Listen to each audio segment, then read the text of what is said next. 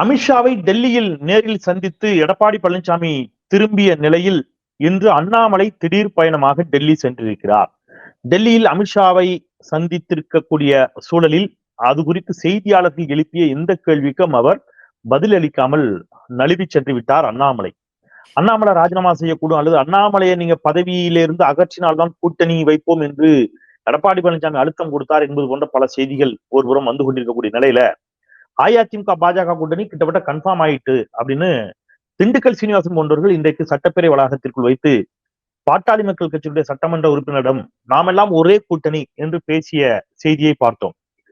சட்டப்பேரவையினுடைய எதிர்க்கட்சி துணைத் தலைவர் ஆர் பி உதயகுமார் தமிழ்நாட்டினுடைய இரும்பு மனிதர் எடப்பாடி பழனிசாமி இந்தியாவின் இரும்பு மனிதர் அமித்ஷாவை சந்தித்திருக்கிறார் என்று உலகாங்கிதம் அடைகிறார்.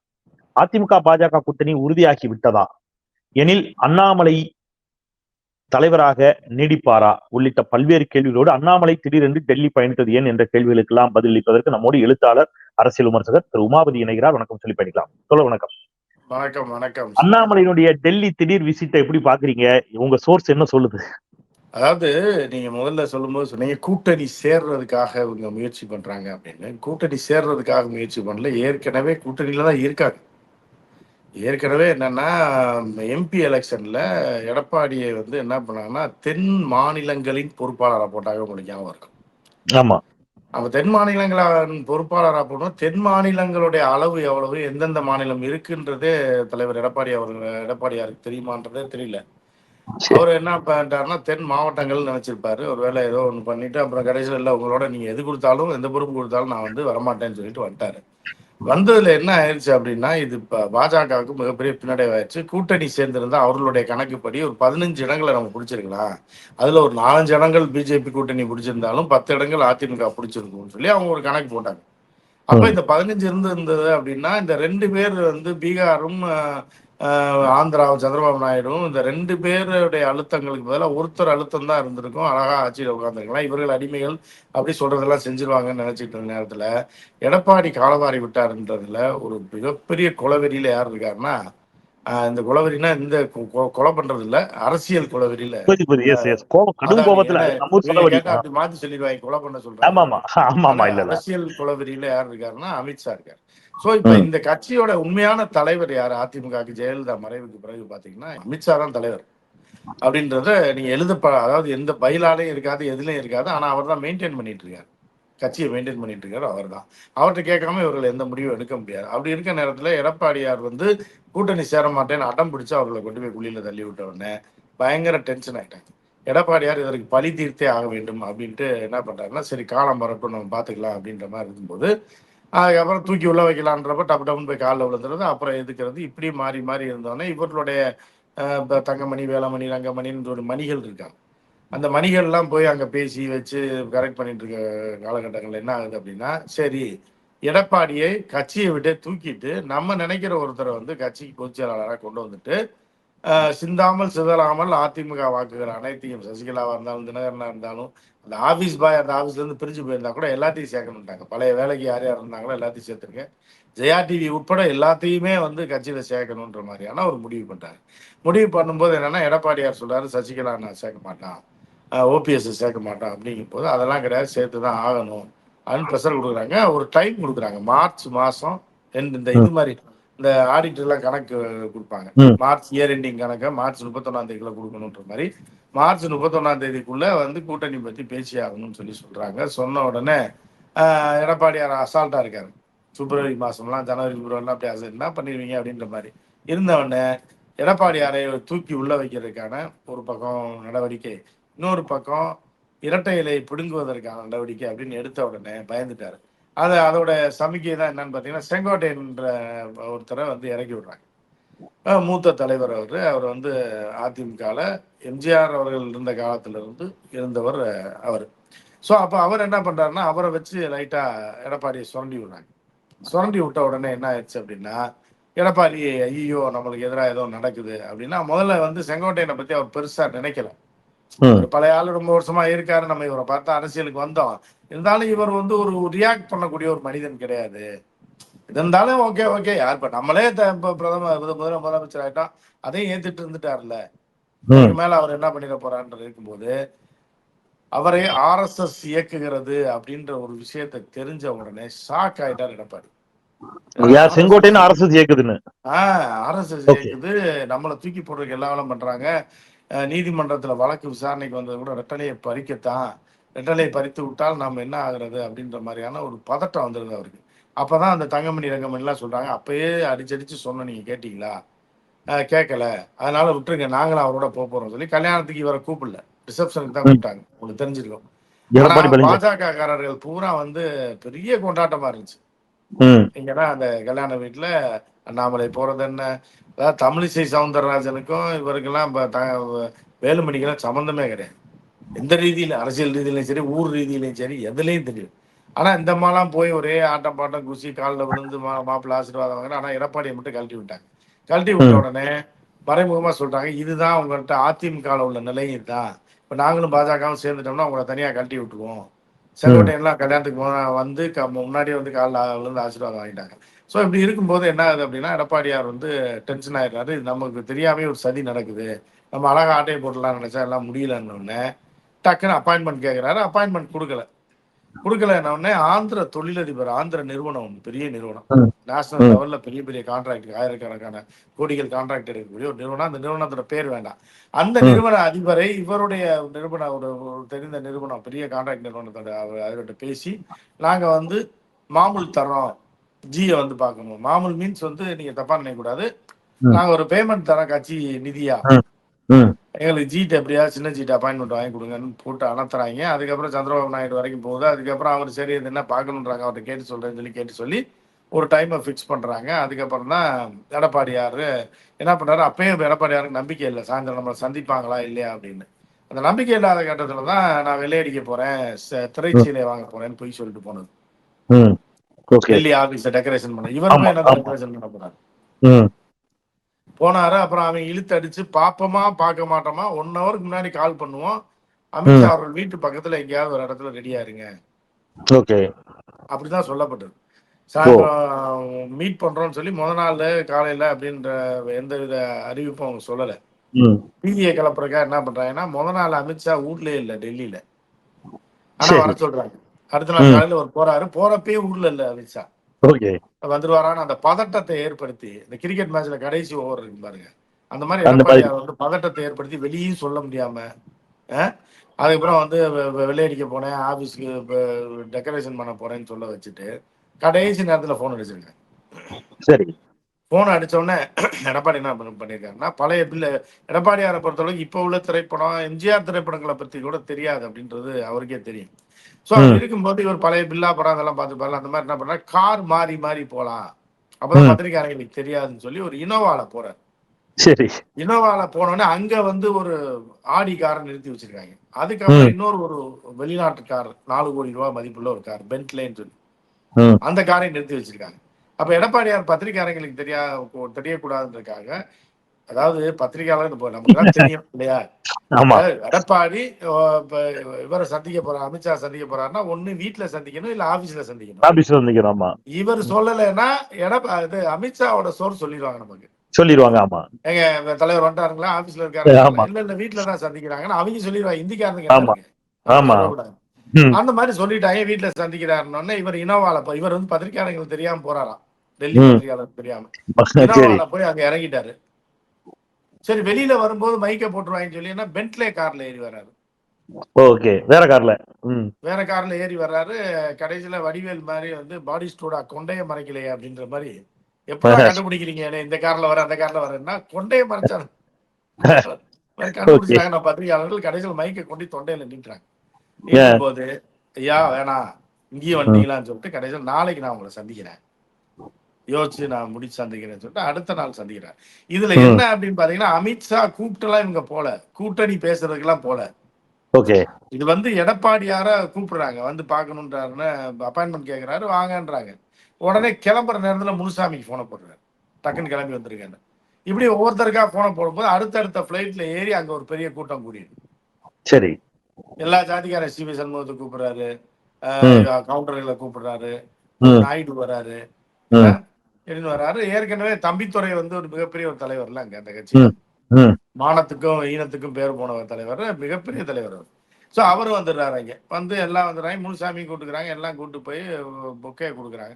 பொக்கே கொடுத்துட்டு நாங்கள் இந்த டாஸ்மாக் ஊழல் பத்தி ஒரு டேட்டாஸ் கொண்டு வந்திருக்கோம், இதுதான் நடக்குது, இதுதான் இருக்கு, நீங்க எப்படியாவது பிடிச்சி உள்ள போடுங்க அவங்கள அப்படின்னு சொல்லி எல்லாம் கொடுக்குறாரு. ஐயோ, இதெல்லாம் ஒரு உள்துறை அமைச்சருக்கு என்ன நடக்குதுன்னு தெரியாதா? இவர் தெரியாதா? என்ன நடக்குதுன்னு சரி வாங்கிக்கிட்டு அங்க வந்து பீம்பாய் மாதிரி ஒருத்தர் இருப்பா, யாருன்னா அமித்ஷா ஆபீஸ்ல பிஏ கிடையாது, இந்த அப்ளிகேஷன்லாம் வாங்கி வாங்கி குப்பையில போடுற ஆளு.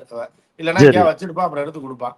அப்புறம் அந்த பீம்பாயை கூப்பிட்டு அந்த இதை கொடுத்துருக்காங்க, இதை வாங்கி வச்சுக்கப்பா அப்படின்னு வாங்கி வச்சுட்டு சரி கிளம்புகன்னொடனே எடப்பாடி சொல்றாரு 3 நிமிஷத்துல சந்திப்பு முடிஞ்சிருச்சுன்னா பத்திரிகையாளர்கள் வெளியில வந்து கேட்பாங்க என்ன பண்றது.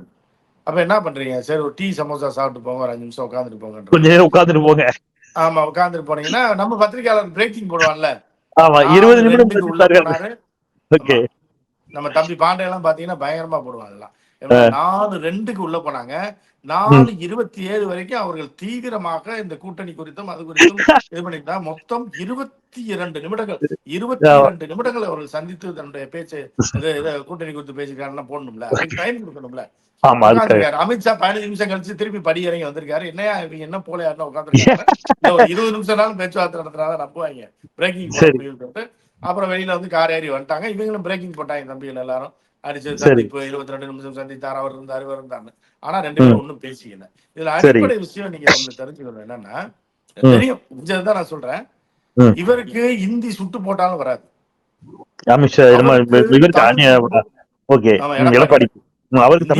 இங்கிலீஷும் தெரியாது, சரியா? அவருக்கு இங்கிலீஷும் தெரியாது, தமிழும் தெரியாது. அப்ப 20 நிமிஷம் நீங்க என்ன பேசிருப்பாங்க? எப்படி பேச முடியும் ஊம பாஷையில? சரி, சோ இதையும் நம்பிட்டு பிரேக்கிங் போடுறாங்கன்றதுதான் பெரிய வைத்தறிச்சல் போட்டிருக்காங்க. சரி சந்திப்பு இரு தலைவர்கள் அப்படி பண்ணிட்டாங்க.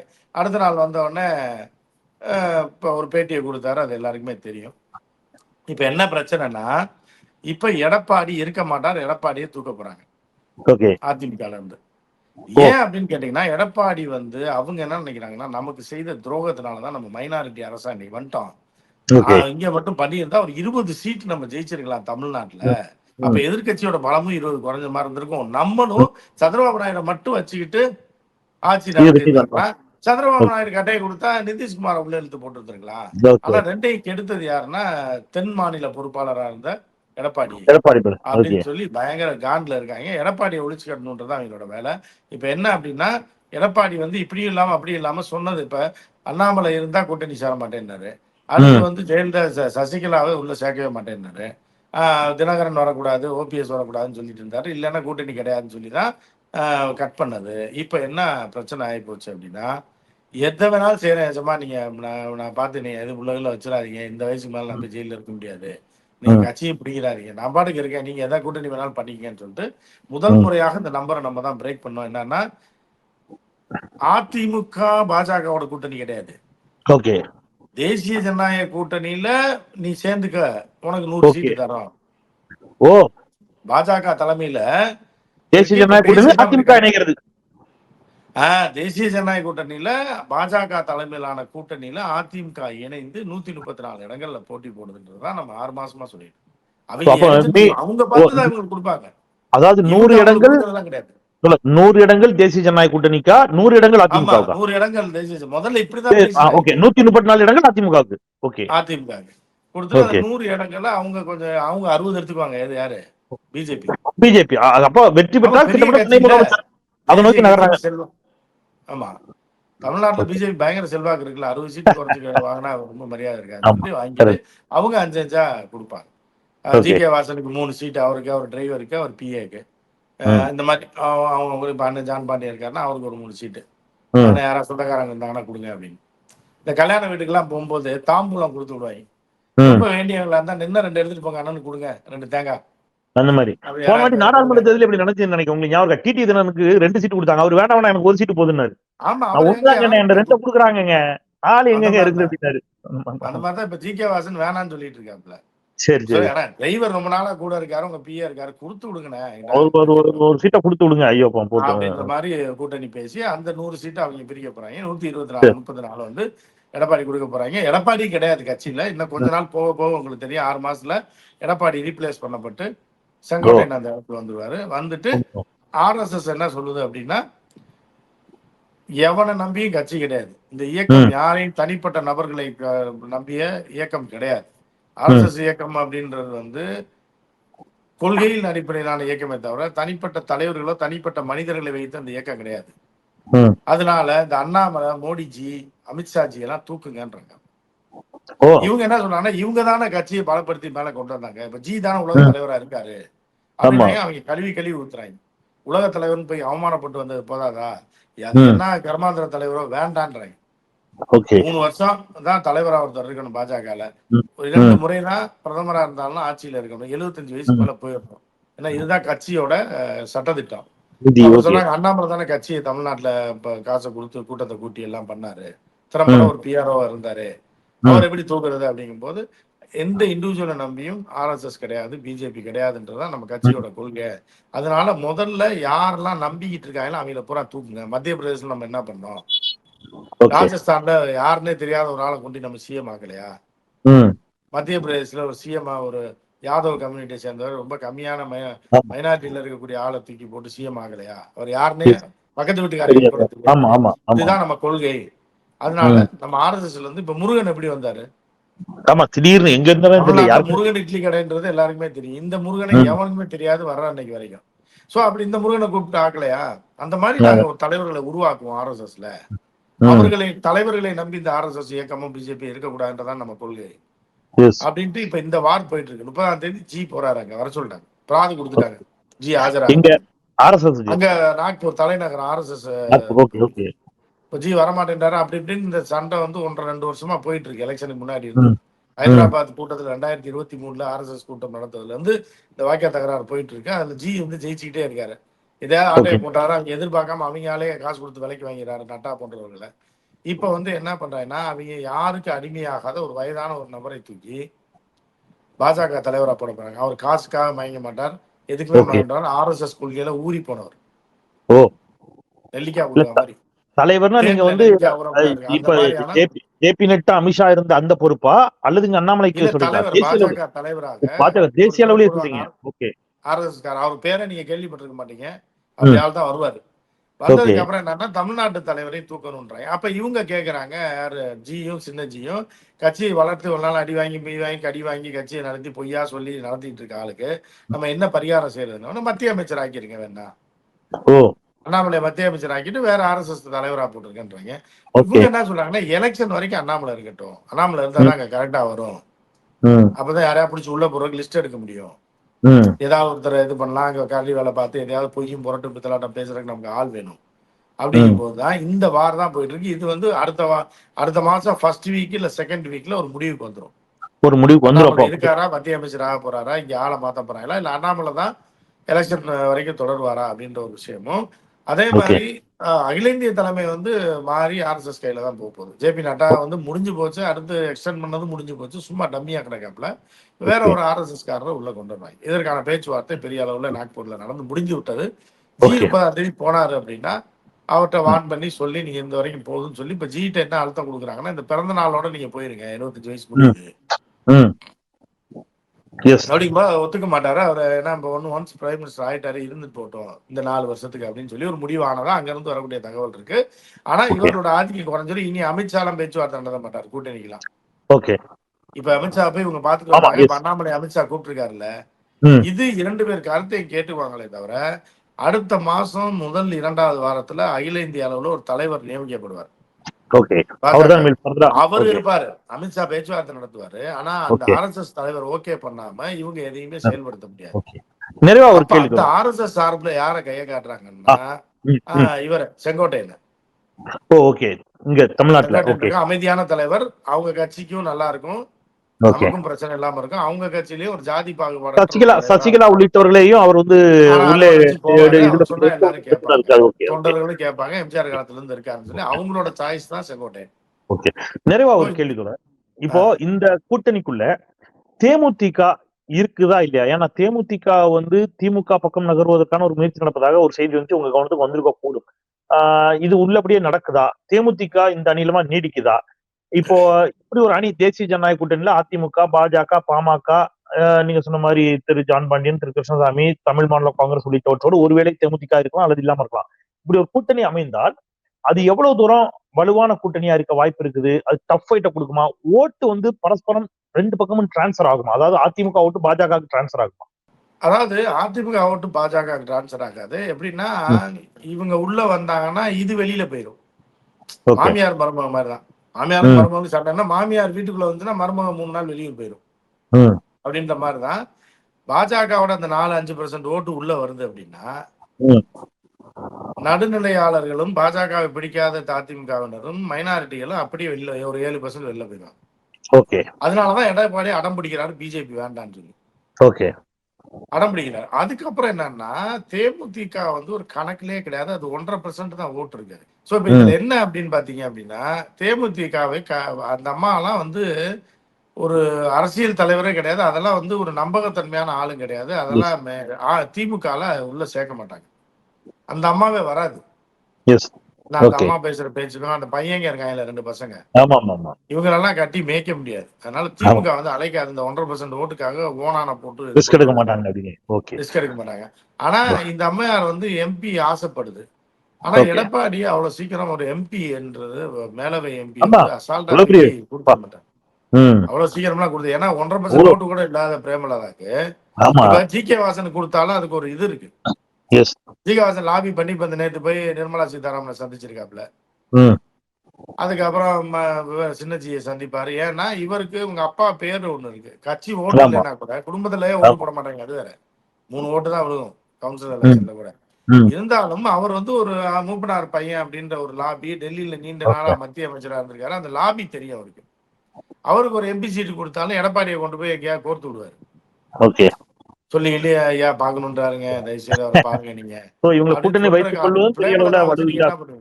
ஆனா பிரேமலதா எல்லாம் வந்து கணக்குல எடுக்க மாட்டாங்க. எம்பி சீட் எல்லாம் கொடுக்க மாட்டாங்க. அதனால அந்த அம்மா சும்மா மிரட்டலா இதை ஒரு விஷயத்தை கிளப்பி விடுறாங்க. திமுக நாங்க போறோம் அப்படி அப்படின்னு. அங்க போனா ஒரு 5 சீட்டு தரேன்னு எடப்பாடியார். எடப்பாடி இருக்க மாட்டாரு, அது வேற. அவர் இல்ல, இருந்தாலும் அவர் இருந்தாலும் 5 சீட்டுக்கு மேல தரமாட்டாரு. எடப்பாடியாருக்கு மனசுக்கு மட்டும்தான் தெரியும் என்ன நடக்க போகுது அப்படின்ட்டு. கட்சியில இரும்பு தலைவர், பித்தாள தலைவர், செம்பு தலைவர் எல்லாம் சொல்றாங்க. செம்பு கம்பியும் இரும்பு கம்பியும் மீட் பண்ணுச்சு. அப்புறம் வந்து பைப்பு கம்பியும் டிஎம்டி கம்பியும் மீட் பண்ணுச்சுன்னா சொல்லிட்டு இருக்காங்க. மதுரையில ஒருத்தர் இருக்காப்ல, முன்னாள் அமைச்சரா இருந்தவர். கம்பி மீட் பண்ணுச்சுன்னா ஏன்னா வெல்டா வைக்க போறாங்க, கட்டுறாங்க. இவரை பெரிய இரும்பு மனிதரா, பெரிய என்ன இரும்பு மனிதர் அப்படின்றது தெரியல. அந்த இது மாதிரி தீப்பொறி திரும்ப மாதிரி இரும்பு மனிதரா கொண்டா வெல்ட் அடிச்சு பாப்போம் அப்படின்ற மாதிரி கூட்டு போய் வெள்ளு அடிச்சு விட போறாங்க. அந்த மாதிரி காமெடியன்ஸ் ஏதாவது பேசிட்டு இருப்பாங்க. ஆனா கட்சியோட செட்டப்பே மாறப்போகுது. அதிமுக முழுமையான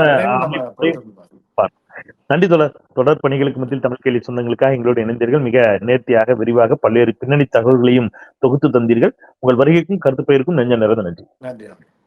நேரேஸ்வரம் சொந்தங்களே, மீண்டும் மற்றொரு நிகழ்ச்சியில் சந்திக்கலாம். தமிழ் கேள்வியை சப்ஸ்கிரைப் செய்து பாருங்கள். உங்கள் பேராதரவை தாருங்கள். குரலற்றவர்களின் குரலாய் நான் செந்தில். நன்றி.